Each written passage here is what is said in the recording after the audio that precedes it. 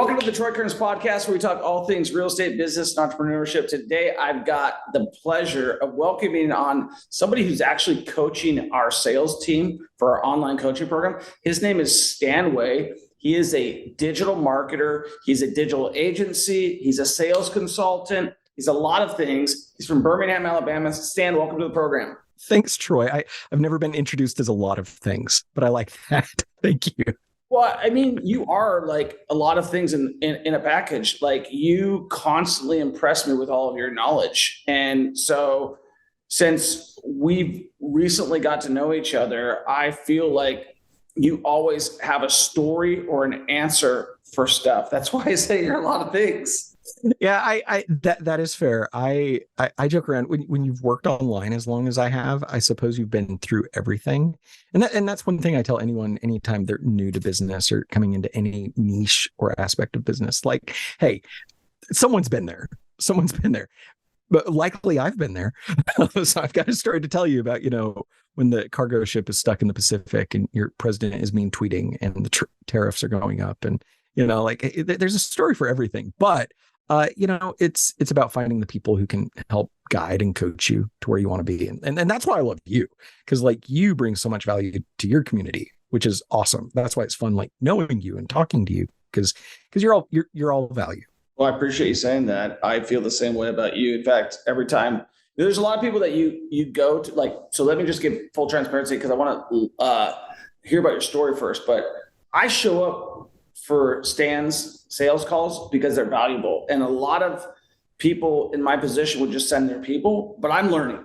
And so I'm like, this is valuable for me. And so I appreciate all the value you bring. In fact, it really brought me back to the beginning of my journey. And I think a lot of people in sales, they always feel like, oh, I've got to figure it out. I don't need to practice anymore. I don't need to get good at this craft anymore. And you bringing up that Tom Hopkins book the other day, I was like, man, when I first got started in real estate, I was like a Tom Hopkins, just infatuated with him. So tell us about your story. How did you get started? Kind of take us through the backstory of where you're at now and kind of your journey. Oh man. As my wife likes to joke with me, this could be, the name of my autobiography one day will be Short Story Long, the Stan Way story. Volume 17. I'm just going to start with volume 17 just to throw people off. But yeah, I mean, I've always been an entrepreneur. I, like so many people that get into business, I grew up with the chip on my shoulder. I had a single mother who was, on welfare, addicted to drugs. She would disappear for a week, 2 weeks at a time sometime. And no fault to her. She, and God rest my mother's soul, absolutely amazing woman, but who was working through things in her own life with a child. And my father was in prison, and luckily I had grandma next door who kept me fed and, all those things. But I remember as a kid, my family would have these big poker games, and my mom had lots of brothers and I have lots of older cousins, and they'd have these poker games and that would go from Friday night to Sunday morning or Sunday afternoon sometimes. Wow. And they'd all have their big cases of beer and everything. And I would take their cases of beer and I would pile them up, the 24 packs and the 12 packs of the Milwaukee's Best. And I'd put my little toy cash register in the corner in the kitchen. And that was my cashier register. And they'd ask for a beer and I'd be like, it's $1, And so I would make $50 to $100, once or twice a month as a 5, 6, 7-year-old selling beer back to my drunken family members at their poker games. And, the best story ever. And I always knew there was a way to have more.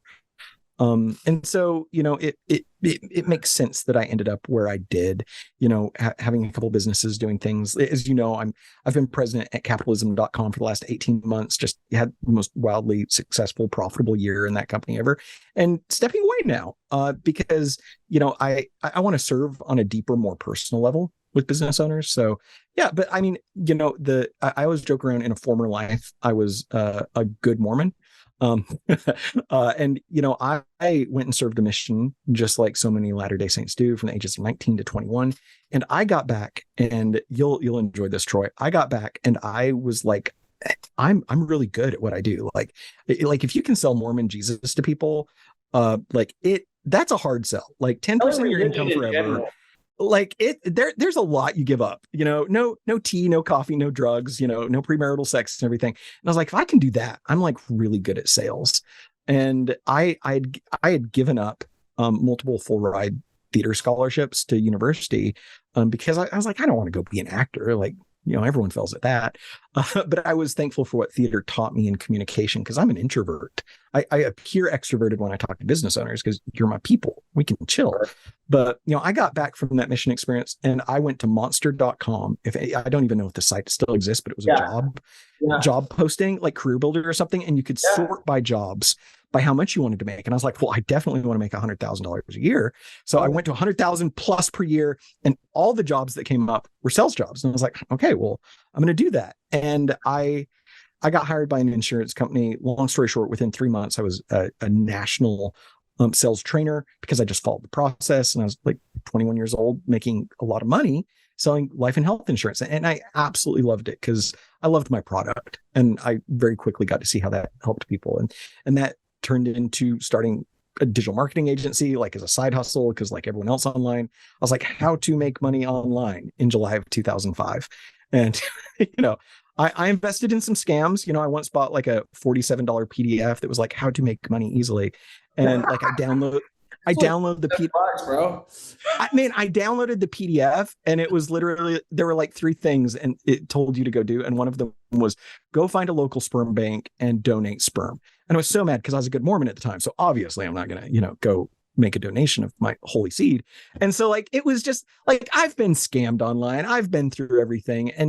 But because I knew people were making money online and building successful businesses. So I just needed someone to lead me and guide me. And so I got really sold into having a coach and a mentor very quickly. Okay. On November 10th and 11th in Kansas City, Missouri, we are hosting our Mastermind Event, which is where you're going to learn how to wholesale, flip, buy and hold, BRRRR, every single real estate strategy under the sun, happening November 10th and 11th in Kansas City, Missouri, right downtown in the building that I bought, using the methods that we will teach you, and you will have everything that you need to get started investing in real estate. We're going to have attorneys there to set up your asset protection trusts, LLCs. We're going to have sales and marketing funnel experts to help you set up your sales and marketing funnels. We're going to have a tax consultant to make sure that you can eliminate your taxes. And then we're going to have all of the experts, all people who have retired from their 9-to-5, who are going to speak on you, how they become multimillionaires through investing in real estate. And they're going to teach you the strategies that they use and do every day so that you can become financially free by investing in real estate. That's November 10th and 11th in Kansas City, Missouri. Go to millionairementorshipmastermind.com. Buy your ticket today. You were an early adopter. I would honestly say, like, you're 39, I believe. You told me, or 40?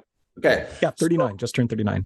30. So I know, like, I'm 45. I'm going to be 46 this year. And I remember, like, obviously the internet was in high school for me and then in college, but it really early adoption was 2005. You were an early adopter.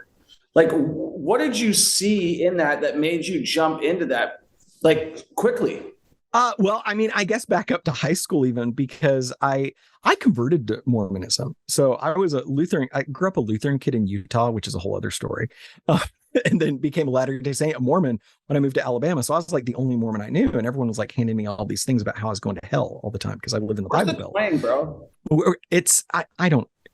Yeah, there's no twang here. I have twang if I get out of the city and I talk to my people.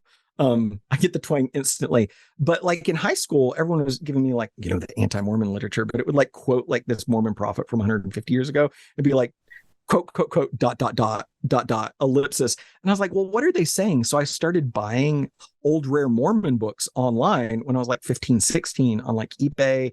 And back in the day, there was another like Mormon eBay kind of for like old and rare Mormon books. So I started buying, selling, and trading old and rare Latter-day Saint books and documents when I was 16 online. And by the time I was like 17, I was like making really good money, like a few $100s a month, like buying, selling, and trading stuff. And so like to go on a Mormon mission back in the day, it cost $10,000 out of your own pocket. And I don't know how much it costs nowadays for people, but like, you have to pay to go on a Mormon mission.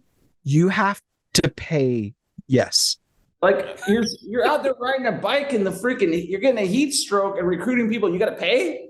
You pay for that. Yeah. It's fun. I had no. So yeah, but I started buying, selling, and trading old and rare books online when I was like 16, 17, and I was making a few $100 and then, making a couple $1,000s a month or something. And so like in high school, like I always had money. I could always do the thing. I became the assistant manager of a Dairy Queen at the age of 17 when it was illegal. You worked at Dairy Queen? 3 months, bro. 3 months at Dairy Queen. Burger King was my joint, but I did listen. Burger King was the place I had the most time in, but I blew through a few jobs, and Dairy Queen, we ended up, doing the whippets and the freezer and stuff like that. Like, okay. How tall could you get your ice cream cone? That's the real question. I was pretty good. I mean, I probably got that. I could probably get the thing a foot tall if I remember. I mean, we had a good time. Dairy Queen was a fun job. Oh, I loved it. So, but like to answer your question, like early adopter, I was like making money online in high school, like on dial-up, like 14.2 kilobytes per second, which anyone listening to this doesn't even understand what that means. But like, including that's how I started making money online. Yeah. So that's cool. So first, I want to address a couple things there. Like you just like flamethrowed a bunch of really cool stuff. So first of all, it makes sense that like you found religion because of your childhood. It sounds like it was pretty like heavy what you were dealing with then, and your mom and stuff like that. So you naturally attracting to something that has maybe some of what you're missing, like moral integrity, discipline, and all that stuff. Seems like you found what you were looking for and went after that and excelled. But the fact that you were able to figure out to sell beers for $1 a pop is unbelievable. I mean, that's awesome. So I think it's really cool. So why did you end up leaving the church? That is a really great question. I think it's important for even Latter-day Saints who listen to this, like go be a good Mormon or whatever you are. If you're a Catholic, go be a good Catholic. You'll actually enjoy this. Like someone hired me a few years ago to work with one of their, I hate the term high ticket closer, by the way. I like to think of a high value sales rep. I hate the term high ticket closer. That has so much stigma around it. But someone hired me, to consult and train their high ticket closer 101. And this is someone who had been in their company. They liked him, but the closing ratio was like 12.5%. It was terrible. And, I started working with him, and after 2 meetings, I was like, dude, look, we need to get down to the basics. Tell me, what do you think happens when you die? Which, by the way, is one of my favorite questions to ask anyone, anywhere, because you learn so much about people. And a lot of people are like scared or shy about it. But I said, what do you believe happens? And he's like, well, I'm a Catholic. And I was like, do you believe? Like, do you really believe? Like, the Pope has the keys to the kingdom and everything. It was so funny because he really believed, but he wasn't acting in integrity with that belief. So like I challenged him and I coached him on being a very good Catholic, because I also love early Christian history. I got a lot of books over here on that. But like, it was funny. I'm like, go meet your priest, go to confession, do this, take your girlfriend, or it was his fiance that you're living in sin with, and like, go and like, let's figure out life together. And what's really funny is over the next 2 weeks, his closing ratio went from 12.5% to almost 35% in a 2-week period, because he was acting in integrity with what his inner beliefs were. So like, so when you ask, why did I step away from the Latter-day Saint faith? Like, look, I'm not here to convert anyone to anything other than what they want in life. It was, my joke is, I learned how to Google.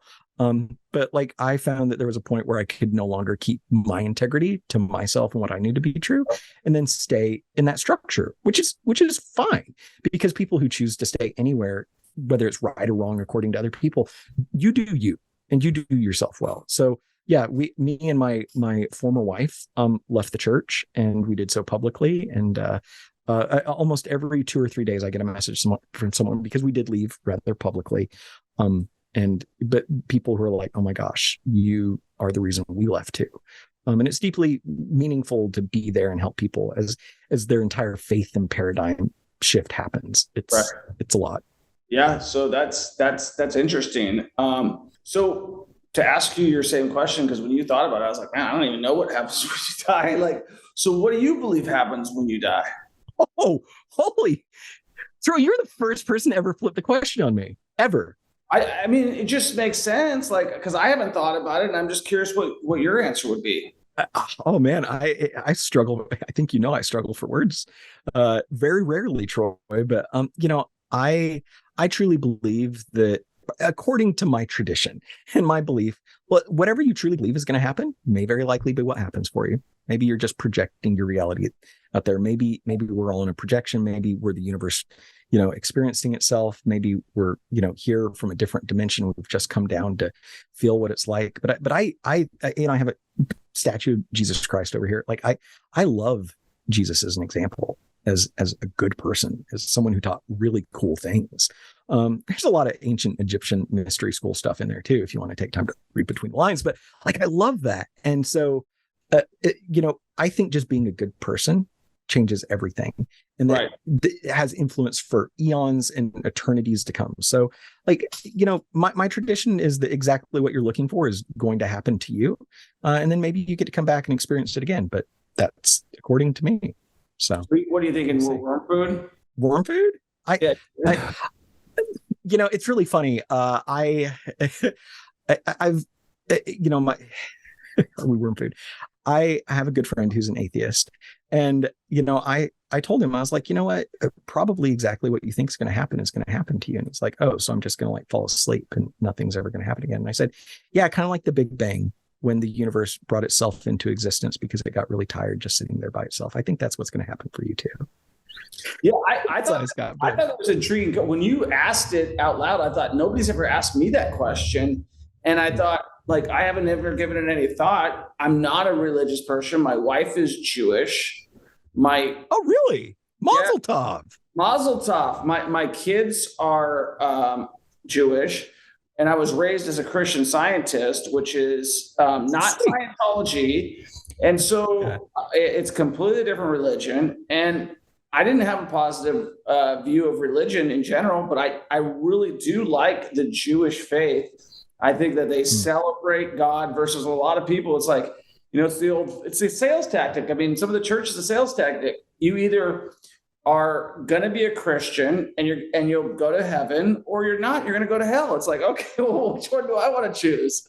And obviously I want to choose the one where it's got a bunch of freaking virgins and whatever else, you know what I mean? Like, there's so many different things that for me, the religion thing, and I don't bring it up often, it's something that you brought up, and I thought, like, it's something to talk about, but I agree with you. I believe whatever you believe is what you want. Why should I force my values on you? And I think that it's more about, whether you're practicing Catholicism, whether you're practicing Lutheranism, whether you're a Protestant, whatever you are, it doesn't matter what you believe, because if you're not a good person, karma's going to get you.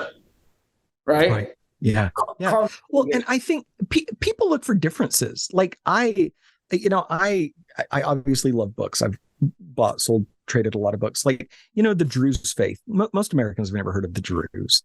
I've got like 7 books on the Druze, and you look at the Druze and, like, ancient, Greek beliefs and all these different things. There's so much more in common than anyone wants to admit between, whether it's Hinduism to Buddhism to Christianity. There's a lot there. There's just a lot. It's like subline. It's the same stuff. So, it's like, let's get along. Let's just be kind. Let's not be dicks to each other. Like, that's, I think that's the main thing. But my children, so you'll enjoy this. My former wife's mother is Jewish. So my 2 oldest children that I share with my former wife, they went to a Jewish day school. We, used to go to the temple a lot, celebrate the high holy days. We do Hanukkah and Christmas when they coincide together. So yeah, do you guys do all the big days? Yeah, so my wife is one of those, like, Jewish people that's more about Christmas than she is about, like, Hanukkah. She does every holiday because she wants to raise our kids Jewish. Nice. We've been to temple a few times, but my former business partner, a good friend of mine still to this day, his name is Ido Gavish, and he's from Israel. And I went over to many Shabbat dinners at his house, many Sukkots. I even took him as a thank you gift for all the stuff he did to me to go see his grandma in Israel. We went to the Wailing Wall. We went to the Dead Sea. Like, we went all around. And I'm like you, a reader. So when I'm in religion and I'm like having to be forced to do something that I really don't practice, but I'm reading what the hymns say when we're singing. I'm reading it.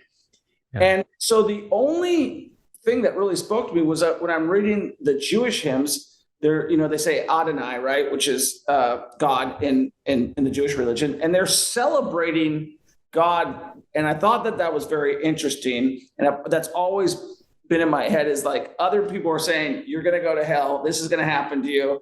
You know, with Christian Science, it was just, you know, somebody else's interpretation of the Bible. Mary Baker Eddy, who is the lady I grew up learning about. My mom is very involved in the church and still is to this day. She's a singer. So is my sister. One of the things, Stan, that you'll find funny is I'm always telling them, like, you guys are not doing a good job recruiting, because I've watched that church go from like people to nobody. It's like there's nobody in that church. And I feel bad for my mother who has given her whole life to that religion. And, you know, put herself on her deathbed a few times because it's one of those religions where they don't believe in medicine or anything. So as a kid, you know, I had a headache growing up. It's, you know, whatever. It's error. It doesn't exist. So it's a cool conversation. Going into, I want to go back to the sales because we could go down a deep, deep hole with religion. Yeah, whatever you want. You guide us here. Okay. So from the digital marketing space, you know, what do you see being the old trend versus the new trend? Where do you see things going? Oh, that is such a good question. Like, look, I ran a digital marketing agency for nearly 2 decades. Very few people can say that. You know, so like you hear like old marketers are like, oh, remember the Google Smackdown? And I'm like, which one? You know, like, you know, I think most business owners, you know, over 90% of businesses fail in the first 3 years. Why? Because they're not marketers. They come up with a cool shtick or product or service or something, but they're not good at marketing. And marketing basics are marketing basics. You know, first and foremost, know your person, serve your person. And so there's like marketing trends. Like everyone's like, oh, TikTok ads. You're doing TikTok. Are you using AI? Are you using AI with your TikTok? Are you using AI to put a video in your TikTok or your Facebook or Meta ads? And, you know, what are you like? Everyone's always looking for the latest button and tech, and that's good. Like, I don't want to downplay that at all, but, you know, most of the digital marketing agencies that I've seen in the last decade are gone. They're dead. You know, probably like 2-3% of them still exist. And the reason being is because they get good at clicking buttons. Right. Oh, I know how the algorithm on Facebook's worked this last 12 months. So, you know, I know how to keep the CPMs low so I can keep AOV, you know, where I need it to be. And they're good at pushing buttons, but they're terrible at marketing. They're really bad at knowing a person, speaking directly to that person, creating good hooks. You know, I'm a big Gary Benzavinja fan. No one knows who that is if you're not a marketer. Gary Benzavinja, he has an old website. It looks like it was built in 1996, probably because it was, but it's like marketingbullets.com. This guy's known as the $4 billion man. He's one of 3 marketers I know personally who are known as the $4 billion man, which is hilarious. But like Gary has this cool old website, marketingbullets.com. Any business owner could go there. And it's like college level. It's above college level curriculum, free on the internet, on like this 1996, you know, little HTML website teaching people how to market and speak to a person. Like marketing bullet number 23 comes to mind every day for me, because how do you speak to your person and get their attention? Well, he has a formula. It's I equals B plus C, which is the interest of the person you're speaking to, whoever your business is speaking to. Their interest in you is only going to equal B plus C, which is the benefit plus the curiosity that you create. Whatever marketing, whatever you're putting out. And so whether that's a podcast or, you know, I know you're on YouTube and like TikTok and Instagram, like anyone can grow a following anywhere, but you grow up much faster if you learn the basics of marketing, which is, shocker, talking to people like real people and showing how you can help them, not trying to sell them some stupid thing that may or may not benefit them. And if you can't help them, cool, send them to your competitor, you know? So that's, you know, you're saying, where do I see trends going? Look, you know, I used to have to make people who worked in my house sign this non-disclosure thing, in case they saw or heard anything about Facebook ads. True story.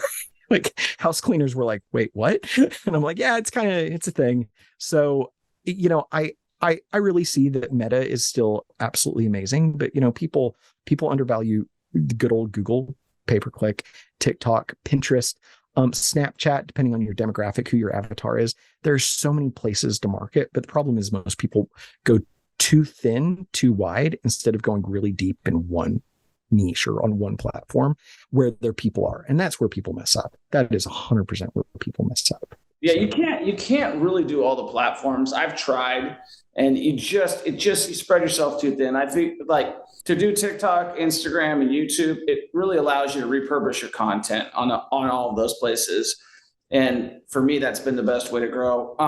So it's funny because I really ignore digital marketing as a real estate guy. I just relied on old school sales, bang, bang, bang, bang, And so coming in and then I hired a coach when I first started this digital agency who taught me some really good things, but really kind of led me in a lot of wrong directions. And so I started discovering on my own what the right way was. And that's when I met Brendan at this guy Annex Singles conference that he puts together called Expert Secrets. And Brandon was one of their speakers. And I had done the research and I heard him and I was like, this guy knows what he's talking about. Like he knows, I can tell that he knows what he's talking about, like more so than anybody. A lot of guys get up there and just talk. And then through Brendan, I met you.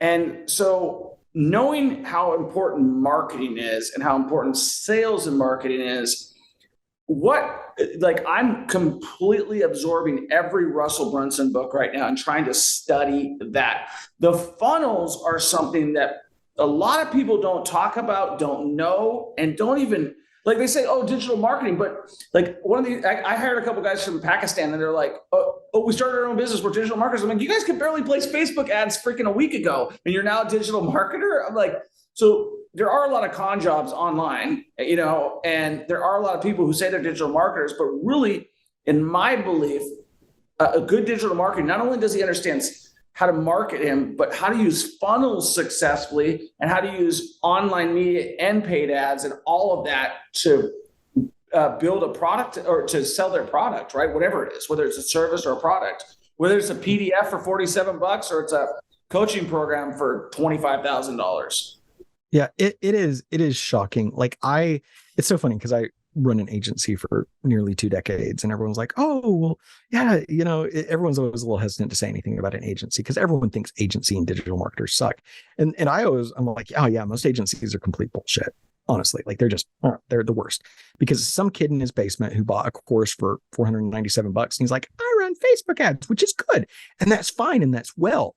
But that's not a business, And that person knows how to click buttons. They don't know about hooks. They don't know about funnels. They don't know about stuff. So anyone listening to this, if you run a business or you're starting a business or whatever, if you've had a bad experience with an agency, cool. Yeah, I don't trust most agencies. I think they're complete and total BS. And I say this respectfully, like the company, I'm stepping away from right now, like we paid $60,000 to an agency to set up a funnel 9 months ago. Okay. 9 months ago, I got a message this morning, true story. First time it's ever been profitable. First time ever profitable. This funnels and these ads. And like, this is a large company. So like decisions get made a little slower sometimes where I'm sitting back as like the former owner of a digital agency. And I'm like, this is insane. This is not great. So I say if anyone's had a bad experience with the digital marketer, cool. Yeah. It's because you didn't ask the right questions. When you encounter an agency or someone like, oh, cool. Hey, how long have you been doing this? How big is your team? What's reporting like from you? Do you guys invest in the education of your team?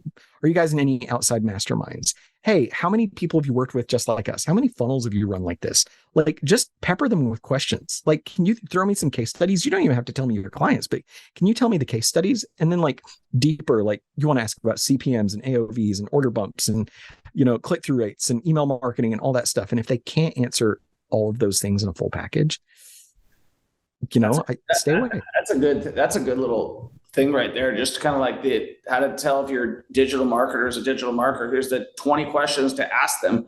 We should probably come up with something like that. That's actually a really good, because, as somebody who doesn't, I'm a real estate guy. I didn't know about digital marketing. So I've hired a coach and it's very funny, but this guy I found through another guy online and, I don't want to besmirch his name or anything, but I will tell you something that was really funny. Like I paid this guy, I think $4,000 to $5,000 a month for 8 months, right? A lot of money. And then when I told him, we're done, but I'd love you to come speak at this mastermind. He said, yeah, I'm in, no problem. No. He ghosts us like on the mastermind, like we're promoting his brand. We're doing everything. And the guy literally took it so personally that I canceled after spending like, $45,000 with this guy. And I was like, so I said, like, are you coming? What's the deal? Are you okay? Blah, blah, blah, blah. Because I'm not ever even thinking like this guy is just upset and like petty. Mm-hmm. And I was like, man, it always brings me this business rule, which is, why would you want to create an enemy out of your customer? Like, I'm his customer. Like, if you don't want to do this, no problem. I'm not going to be mad, but don't freaking ghost me. Yeah. Well, it's shocking, and it comes down to a lot of people just are working out of integrity, like that I think of that word nonstop, it comes, I'm also a big word guy, it comes from integer, which for the people who remember, 8th grade math, that's a whole number, not a partial number, incomplete number, a number divided on itself. An integer is a whole number. And I think when people are acting in integrity, they're really themselves. With the internet and marketers aren't acting like people, they're acting as personas. They're putting up, I've made my client $30,000 this month. If you're interested, comment, show me how below, and I'll send you the free PDF, or I'll get on a call. Really? Are you real? Because I've been around long enough. I know most of those people. Yeah, look, you can do $3 million in sales in 12 months. Cool. How much of it was profit? What did you bring home? That's what's important. And what about your team? How's your team feel? Does your team feel supported and guided? Did you grow as a leader in the same amount that your income grew? And that's where most people fail in business. Yeah. If they do get lucky, their integrity and their leadership doesn't grow in conjunction with their monetary assets. And so it falls apart. It's a house of cards. So, I tell everyone, like, be an entrepreneur, because it's the greatest spiritual adventure you could ever go on. You have to look at yourself in the mirror every day and fight your demons. So, okay, great advice. So if you're young and you're listening to this show right now and you're like, man, Stan's been around the business for a long time and you're starting a new journey now. So what would you tell somebody starting a new journey right now that's looking to get into the digital space? Maybe they're looking to start a digital agency. How can they be successful? How have things changed? And then kind of to wrap that up was like, what does your next journey look like? And how do I keep in your sphere? Yeah. So first question, and this one, probably a little longer answer than the second answer. I truly believe, Troy, most people are living up to the expectations of other people's expectations of them. Okay. One of the reasons I ask, like, what do you think happens when you die? I've been with 12 people as they've passed away. I've experienced it a lot because of church leadership, and my family is huge, and they've all passed away, so I've been there and I've experienced things. I'm like, man, that's crazy stuff, but I share that because I'm lucky in that I'm 39 and I have the most supportive, wonderful, gorgeous, amazing, perfect wife. I just got to say that. But I also share two older kids with, you too. But I also share two older kids with my former wife and her wife who live down the street, and we co-parent and everything. And people are like, that sounds like a reality show. And it kind of is, but it's my dream life. Like everything I do, like I get to help people. Like my only job every day is just to help people in business and life and wherever they're at. And so when people are like, well, when I'm starting, what should I do? Don't live up to other people's expectations. Okay. Most people are trying to do something someone else told them that they should do. Right. Okay? And if you do that long term, you're never going to find the happiness unless you change inside as a person. So like one of the first things, like, I previous to running the company that I've been running for the last year and a half and everything, I had a high-end mastermind. I charged people a bunch of money and everyone's like, oh man, it's going to be super great. Like this annual coaching program. And the very first thing I take people through is this practice where I call it the perfect average day. Okay. And I'd send over some videos and then we'd go through some like mindset and some brain science and everything. And I'd make you write out your perfect average day. And guess what? Everyone would send over their first handwritten version and it would suck. And I've got hundreds of these that live on a Google Drive and it'd suck. And then I'd be like, is that real? Like you really want that? Because people are like, oh, I want the car. I want the mansion. I want we kind of talked about this. You heard me talk about this on a call recently, but like, and I'd say, no, what do you want? And then once I figured out what they really want and I'd meet with them a time or two, then I'd say, okay, now we can talk about business, because every decision in your life and business should align with what you actually core want in your, as a person. Because if you're saying, oh, I want to make $60,000 a month. Okay, cool. But what is your business? If you run the pressure washing business and you're not outsourcing, like, delegating stuff, that means you're working 40 hours a day. So that thing that's in your perfect average day of being at your son's baseball game, that's not happening. Right. So I tell people, set goals from what you really want. Okay. And like I have a big, long process I take people through, but it's 100% success rate. One of my favorite perfect average days I got was from a guy named Brandon Smits. When I met him, he had like 4 or 5 kids from Indiana, super cool guy, was starting to build his business online and everything, but was struggling.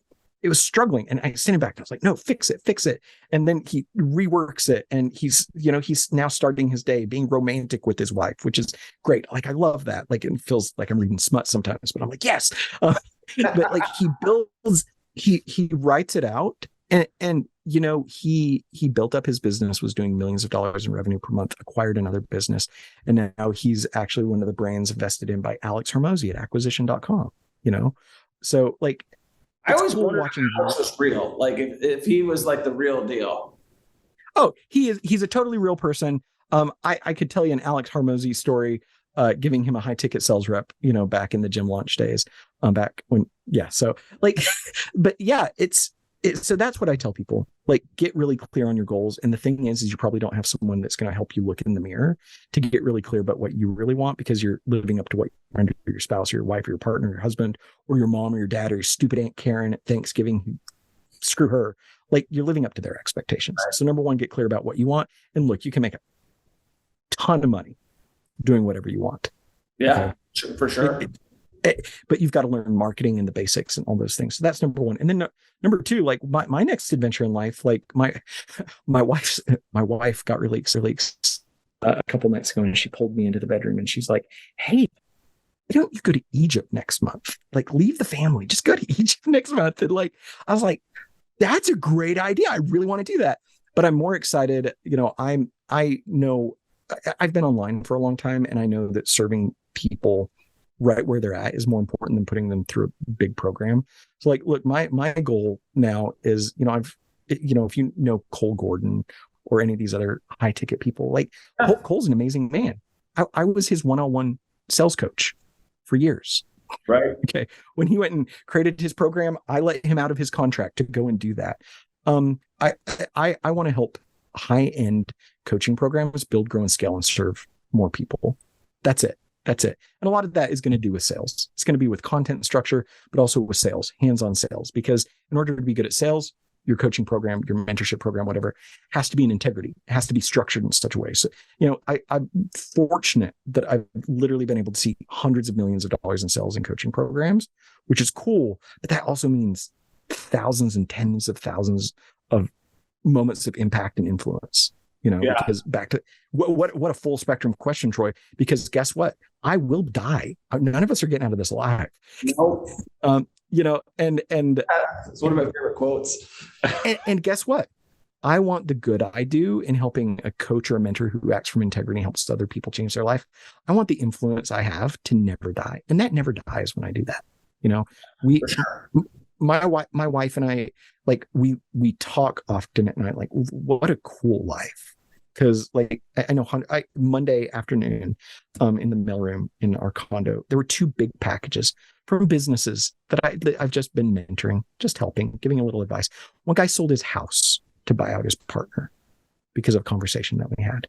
That weighs, on the fact that, like, people listen to me, they'll sell their house to move back in with their mom and buy out their partner. But you know what? The business is doing better than ever. He sent me some really cool stuff from his brand the other day. And that's meaningful because, like, my kids get to see that and they get to understand, like, what Papa does every day, which is literally just helping people. So that's the next phase of life. And I'm so freaking excited. Like, if I were any happier, I'd have to sit on my hands to keep from clapping. It is very joyous. So, yeah. Okay. As I know we're limited on time, I want to kind of ask you one last question, which is really cool because we're telling our students to invest in Birmingham, Alabama. I had no idea that when we met, you live in Birmingham, Alabama. This is one of the markets that we've identified as a great market. I've got several properties there myself. I'll probably pivot a lot there in the next few years and start buying more houses. What have you seen change with that city, and why? I mean, for me, when I went there, I was like, there's just nothing but opportunity, nothing but opportunity there. And I think it'll continue to grow. They put it in Top Golf. They've got the cool crowd. And how do you like living in Birmingham? Yeah, well, Birmingham is this amazing city. It's so easy to dog on Alabama. I spend most of my days speaking to people internationally, and they're like, "Where are you from?" And I say, "Birmingham, Alabama." And everyone's so sweet. They're like, "Oh, I've always wanted to go there." You know how the beginning of a Zoom call is with a stranger. And I go, "Really? You like deep fried food and racism?" And everyone's like, "What?" And I'm like, "No, I'm kidding." But no, Birmingham is amazing. It is a phenomenal city. And full credit to, I actually live over the mountain, as they call it here in the Birmingham metro. I live in a city called Homewood, which is like Mayberry with Teslas and Lululemon. But Birmingham's right. I mean, Birmingham's a couple thousand feet that way from my office right now. And it's an amazing city. It's full of life and it's full of opportunity. Almost everywhere that I take my wife, because my wife's from North Carolina, and that's a whole crazy story how we met. But my wife's from North Carolina, and everywhere we go, I'm like, 12 years ago, I saw a drive-by shooting on this street, Right. But the city's invested in growth. And whether that's, local leadership or just the vibe of the city, it is such a fun and amazing place. And people are like, "Oh, the crime rate's really high." Like, people share those statistics with me all the time. And I'm like, "Yep, I've not been murdered once. Not yet. So it is a phenomenal city. And I'm glad you're investing here." Yeah, no, we love it. I think it's going to be, I think you got a lot of runway there. I think there's a lot of opportunity there. I think that's cool that you're living there and that I thought you had just recently moved there, but I didn't realize after talking to you more that you've been there a while. I don't know how long, but you definitely, because I would think you'd have this, "Y'all, I'm staying away from Birmingham, Alabama," but you just sound like you're from Utah. Shout out to Jasper, Alabama. That is where I went to high school, Walker High School. It's not even Butterbean, baby. Butterbean. Butterbean's one of my friends. That's right. Butterbean. Oh man, Eric Esch. Oh God, I love it. I'm going to send this to Eric. But yeah, Jasper, Alabama. I get out there. We went to my 20th high school reunion last year, me and my wife, and we were there for like two minutes at the Tallulah Brewery. And I'm like, man, y'all remember that time in sophomore year? This was. And my wife was like, "What is happening?" And so I get there and it just turns on. But it's the same way when I talk to a group of British people. I'm semi-British, so it's not on purpose. Well, man, it's been awesome having you on. I appreciate you sharing your story. I'm glad we've got to know each other. The next time I'm in Birmingham, I'm going to hit you up. Hopefully we can connect, and that's great. The other thing I want to ask you is, do you have a place for people that can follow you and get a hold of you if they need help on their coaching, they need help on their sales and marketing? Because it sounds like you're, for lack of a better word, going to start a new business. I don't know if I'm just guessing here, but that's what it sounds like to me. And I mean, build a new one, revive an old one, however you want to say it. It is very exciting. The easiest way to find me is probably just go to peaksalesresults.com. That website, depending on when you listen to this, that website hasn't been updated in 3 years. But that Peak Sales Results. So PEAK salesresults.com, and that's a good place. But, my goal is just to serve people really individually.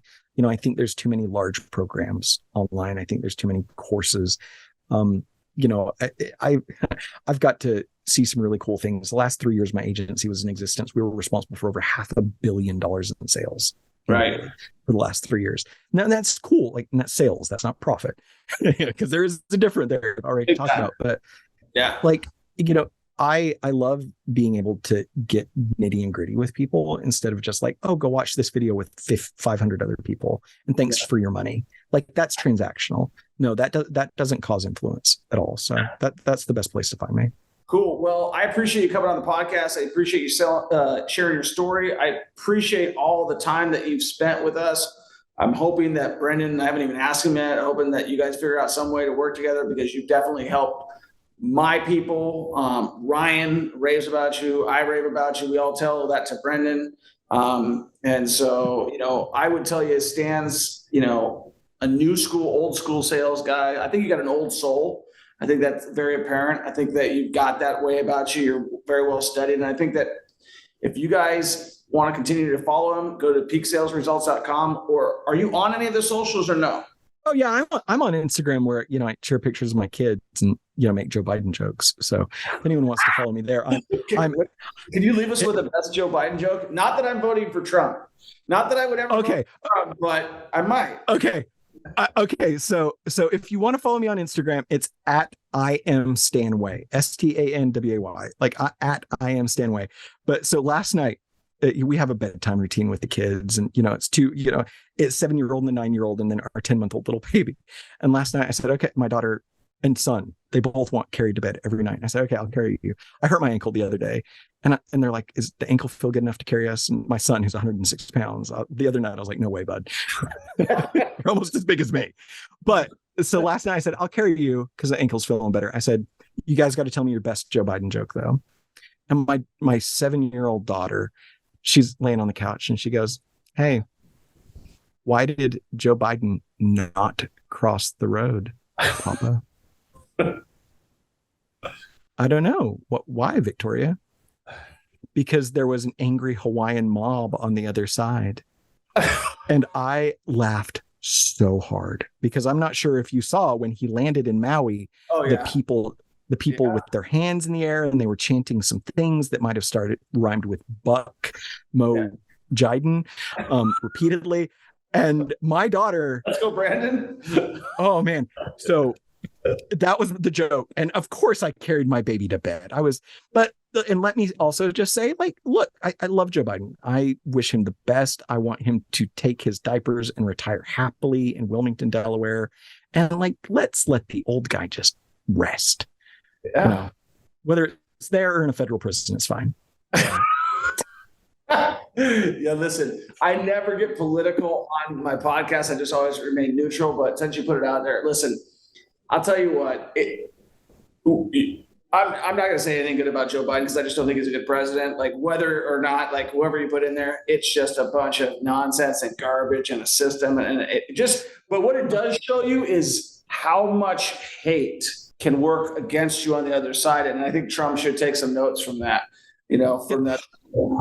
100%. See, I'm for me, if anyone goes to peaksalesresults.com, I just lost half the people right there, which is fine. Because those people are they've got the BLM stickers on the back of their car and stuff. And that's fine. Cool. But I want to work with people I like working with. And guess what? I agree 1,000,000%. Both sides are corrupt. Both sides are evil. Yeah. It's an absolutely broken system because people like me and you who are just sure, we run business and stuff, but we're pretty normal guys. Normal guys. Totally. I'm not doing, backroom deals with Ukrainian oil companies or anything over here. I want to be able to. So you say. So I say. Actually, I could tell you a fun story about how I always get stopped at the airport because of large international bank wire transfers, but that's another story. So. That's but I think you're 100% right. It is broken, but entrepreneurs can make the difference. Building a business to protect your family, that's what makes the difference. And then when you have the cash flow and the freedom from the inflation and everything else, once you've got that, you can go help other people. And that's the type of people we should have in office, is people who have built something, stabilized it for themselves, and then can lead the banner instead of living off, BlackRock's money and coattails and stuff like that. So Troy Kearns for office. I don't ever want to be in politics. I honestly, I think it's great that you understand that. It's like you're electing a librarian when you're electing a politician that's been in office forever, and just their only job that they know is to. I like that Vivek Ramaswamy. I really like him. I think he's a cool dude. The guy out of I don't know where he's from, but he's of Indian descent. I really enjoyed having you on the podcast. I know you got to pick up your kids. Guys, make sure you give Stan a follow. Make sure you give this podcast a 5-star review. Stan, I hope we can stay in touch. We'll check out the next one. Peace. Are you interested in investing in real estate, but you don't feel like you got the time to take a coaching program. I get it, right? You're busy, you're making money, and that's okay, but you want to invest with me because you're like, Troy, I like what you do. I see what you're doing. You're a real deal. Yes, I am. I'm an average Joe. I worked at Burger King. I worked at Red Robin. I started investing in real estate, and I started from absolutely nothing. And I will take you along with my journey, and you can get all the benefits, but you got to be an accredited investor. If you want to invest with me and you want to be a part of something great and you don't have the time, guess what? We're launching a fund that you can be a part of, but you got to be an accredited investor. And if you want to find out more about what that looks like, all you got to do is click the link and we'll show you exactly what that looks like. And guess what? If you're not an accredited investor, then you may down the road be an accredited investor. So definitely learn what that's all about and enjoy the podcast, and we'll see you on the next one.